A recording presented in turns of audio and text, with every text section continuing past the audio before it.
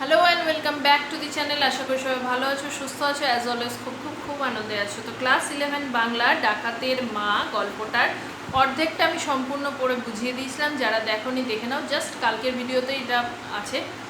তো আজকে এটার 18 নম্বর পেজের মাতাদিন পেশকারের বাড়ি বেশি দূর নয়, 18 নম্বর পেজ তোমাদের বইয়ের। এখান থেকে বোঝানো স্টার্ট করছি। যারা জানো না, আজকের ভিডিও প্রথম দেখছো তাদের বলি, সমস্ত প্রশ্নোত্তর লিখিয়ে দেবো, কোনো চাপের ব্যাপার নেই। এই ভিডিওতেই পিডিএফ ফর্মে না, তোমাদের ক্লাস 11-এ অনেক ভিডিও অলরেডি আপলোডেড আছে, গিয়ে দেখে নিতে পারো। তো চলো আজকে শুরু করছি।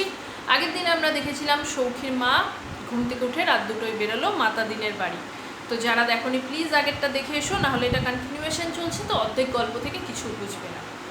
তো বেরোলো মাতাদিন পেশকারের বাড়ি বেশি দূরে নয়। পাঁচিল সেদিন হাত 2-2.5 উঁচু পর্যন্ত গাঁথা হয়েছে। মাটি আর ভাঙা ইটের পাহাড় নিচে পড়ে থাকায় সেই পাঁচিল ভাঙতে বুড়ির বিশেষ অসুবিধা হলো না। বাড়ি নিশুতি। কেন? পাঁচিলটা হাত 2-2.5 গাঁথা হয়েছে আর তার নিচে ভাঙাটার অংশটা পড়ে আছে, ফলে উঁচু, তার ওপর পাত দিয়ে পাঁচিল টপকাতে কিছু অসুবিধা হবে না। আর সে ডাকাতের বউ এবং ডাকাতের মা, অতএব এসব কাজে বয়স হলেও অভিজ্ঞ। এবং বাড়ি নিশুতি মানে অত রাত দুটো, সবাই ঘুমাচ্ছে। অন্ধকারে কি কোথায় আছে ঠাহর করা শক্ত। বারান্দার দোরগোড়ায় গুছিয়ে রাখা রয়েছে পেশকার সাহেবের খড়ম জোড়া আর জল ভরা ঘটি, ভোরে উঠেই দরকার লাগবে বলে। কেন? খড়ম জোড়া আর জল ভরা ঘটি নিয়ে, পায়ে খড়ম দিয়ে জল ভরা ঘটি নিয়ে আগেকার দিনে মাঠে ঘাটেই লোকে বাথরুম পায়খানা করতে যেত সকালে উঠে, তো সেটার জন্যই সব গুছিয়ে রাখা আছে। ভয়ে বুড়ি উঠোনের আর কোথায় কি আছে হাতড়ে হাতড়ে খুঁজবার চেষ্টা করলো না। ঘটিটি তুলে নিয়ে পাঁচিল টপকে বাইরে বেরিয়ে এলো নিঃশব্দে। জলটুকু পর্যন্ত ফেলেনি, যে জল ফেলার আওয়াজেও যদি কেউ উঠে যায়। এখন রাত দুপুরে লোটা হাতে যেতে দেখলেও কেউ সন্দেহ করবে না, কারণ ওই যে বললাম মাঠে ঘাটে যায়, রাত্রিবেলায়ও কারো পটি ফটি পেতে পারে, সে যাচ্ছে, কেউ সন্দেহ করবে না। তো কি হবে?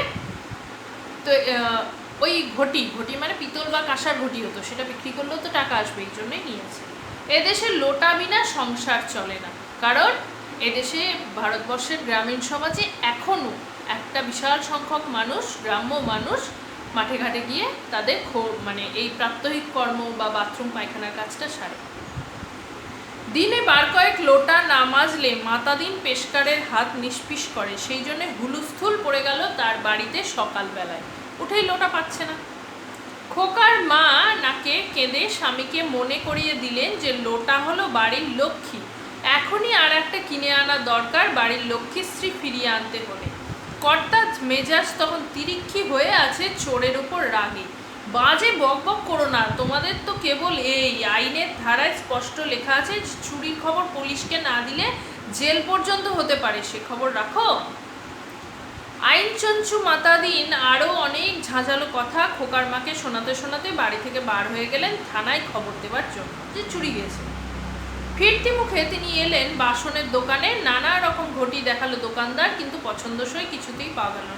এছাড়া হাত মুখ ধুতে, রান্নার কাজে সব জায়গায় ঘটি লাগতো, তো লাগবে। পেশকার সাহেব বড় খুঁতখুঁতে লোটা সম্বন্ধে, লোটা মানে ঘটি, তিনি চান খুঁড়ো দেওয়া লোটা বুঝলেন কি না, এই এত বড় সাইজের, মুখ হওয়া চাই বেশ খাঁদালো, যাতে বেশ হৃষ্টপুষ্ট মেয়ে মানুষের এতখানি মোটা রূপোর কাঁকন শুদ্ধ হাত অনায়াসে ঢোকানো যায় ভিতরটা মাজবার জন্য। দোকানদার শেষকালে হাল ছেড়ে দিয়ে জিজ্ঞাসা করে, পুরনো হলে চলবে? নামেই পুরনো, সস্তায় পাবেন 2.5 টাকায়। পুরনো বাসনও বিক্রি হয় নাকি এখানে দেখি?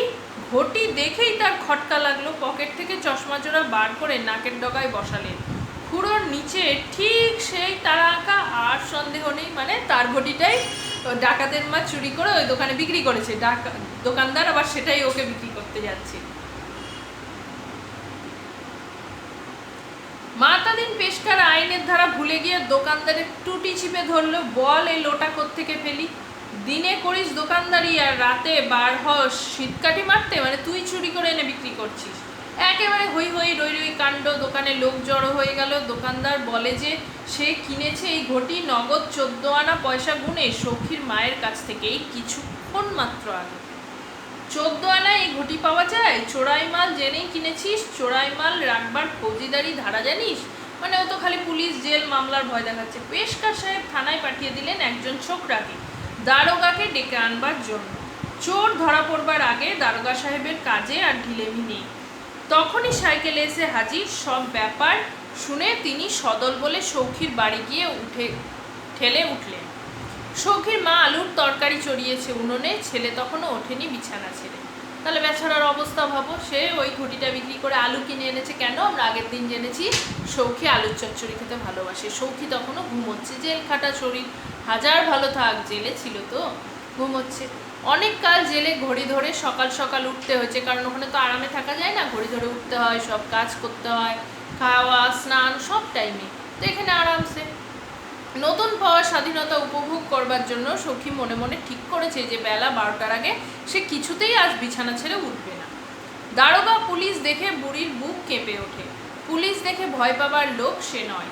এর আগে কতবার সময় অসময়ে পুলিশকে তাদের বাড়িতে হানা দিতে দেখেছে, কিন্তু আজ যে ব্যাপার অন্য, কারণ আজ সে চুরি করেছে। মাতাদিন পেশকার আর বাসনওয়ালা যে পুলিশের সঙ্গে রয়েছে, তার যে ধারণা ছিল বাসনওয়ালা পুরনো বাসনগুলোকে রং চং দিয়ে নতুনের মতো না করে বিক্রি করে না। 5-7 বছর আগে পুলিশ একবার ভোর রাত্রে তাদের বাড়ি ঘেরাও করেছিল বন্দুকের খোঁজে, কারণ সখীর মা কি জানতো বাসনওয়ালার কাছে বাসন বিক্রি করলে সে সেটাকে রং চং করবে, তারপরে বিক্রি করবে, এরকম এক হাতে নিয়ে সঙ্গে সঙ্গে যে বিক্রি করবে এটা তো জানে না। তো বন্দুকের খোঁজে 5-7 বছর আগে এরকমভাবে পুলিশ তার বাড়ি ঘেরাও করেছিল। তখন তো মাথা হেট হয়নি তার। ডাকাতি করা তার স্বামী পুত্রের হকের নেশা, সে তো মরদের কাজ, গর্বের জিনিস। জেলে যাওয়া সেক্ষেত্রে দূরদৃষ্টি মাত্র, তার চেয়ে বেশি কিছু নয়। কিন্তু এই যে চুরি, ছিচকে চোরের কাজ, শেষকালে লজ্জায় সখীর মা অভিযোগ অস্বীকার করতে পর্যন্ত ভুলে গিয়েছে।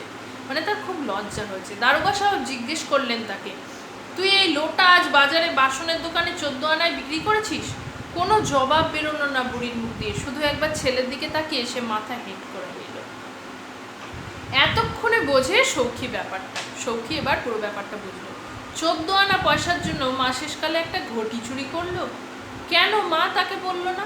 এতদিন তার ডিউটি ছিল জেলখানার গুদামে, জেলের ঠিকাদারদের কাছ থেকে সে 90 টাকা জোগাড় করে এনেছে। তাহলে বোঝো, এখনো সে টাকা তার কোমরের বটুয়ায় রয়েছে। মা তার কাছ থেকে চেয়ে নিল না কেন? মেয়ে মানুষের আর কত আক্কেল হবে, এটাই কারণ। এটা আমাদের পিতৃতান্ত্রিক সমাজের একটা ধারণা, ছেলেরা সক্ষম, ছেলেরা কর্মক্ষম, ছেলেদের বুদ্ধি বেশি, তাদের অর্থনৈতিক স্বাধীনতা আছে, মেয়েরা অবদমিত। এখানেও সেটাই প্রকাশ পেয়েছে সৌখীর কথায়, যে মেয়ে মানুষের আর বুদ্ধি কত হবে, ছেলের কাছে না নিয়ে চুরি করতে গেছে। হয়তো ঘরদোরের দিকে তাকিয়ে এক নজরেই সংসারের দৈন্যদশার কথা আঁচ করে নেওয়া উচিত ছিল তার। বুঝে নিজের থেকেই মায়ের হাতে টাকাটা দেওয়া উচিত ছিল, কিন্তু সে সময় পেল কই? রাতে এসে শুয়েছে, এতক্ষণ তো বিছানা ছেড়েই ওঠেনি। শেষ পর্যন্ত লোটা চুরি! জেলের মধ্যে ওইসব ছিচকে কদুচোরদের সঙ্গে সে যে পারতপক্ষে কথা বলেনি কোনোদিন, ডাকাতরা জেলে আলাপ সালাপ করে লাইফারদের সঙ্গে, এ কথা তো মায়ের অজানা নয়। কদুচোরদের যে মাত্র 2-3 মাস সাজা হয়, মা কি জানে না? এই বুড়ি, আমার কথার উত্তর দিচ্ছিস না কেন? বল, জবাব দে। বুড়ি নির্বাক। দারোগাবাবুর প্রশ্ন কানে গেল কিনা সে কথা বোঝাও যায় না তার মুখ দেখে। আর থাকতে পারল না সৌখী। দারোগা সাহেব, মেয়ে মানুষকে নিয়ে টানাটানি করছেন কেন? আমি ঘটি চুরি করেছি কাল রাতে। বিজ্ঞ দারোগাবাবু তার অনুচরদের দিকে বিজয়ীর দৃষ্টি হেনে ভাব দেখাতে চাইলেন যে এত বেলা পর্যন্ত সখীদের ঘুমোতে দেখে এ তিনি আগেই বুঝেছিলেন, শুধু বুড়ির মুখ দিয়ে কথাটা বার করে নিতে চাচ্ছিলেন এতক্ষণ।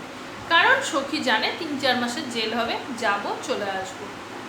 এদিকে সৌখীর মা ভেমে পড়ল। ছেলের নামে কলঙ্ক এনেছে যে, কারণ ডাকাত একটা প্রেস্টিজ ছিল, সেই ছেলের নামে ছিচকে চোরের অপবাদ সে এনে দিয়েছে। এটা সৌখীর মায়ের বুকে খুব বাজলো। না না দারোগা সাহেব, সৌখী করেনি, আমি করেছি। ওকে গ্রেপ্তার করবেন না, আমাকে করুন।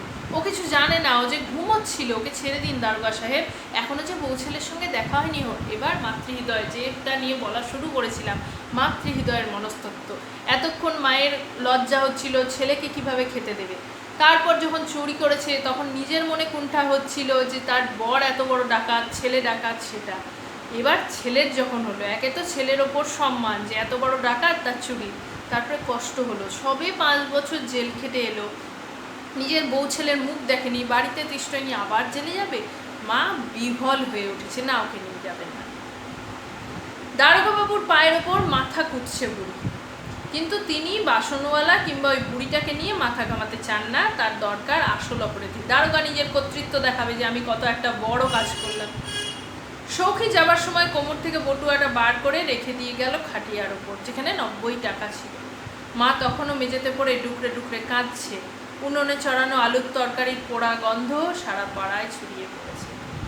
এই পোড়া গন্ধ শুধু আলুর তরকারি না, যে একটা মা তার ছেলের জন্য ভালোবেসে ওই 4 আনা পয়সা দিয়ে এনেছিল, সেইটা পুড়ে গেল।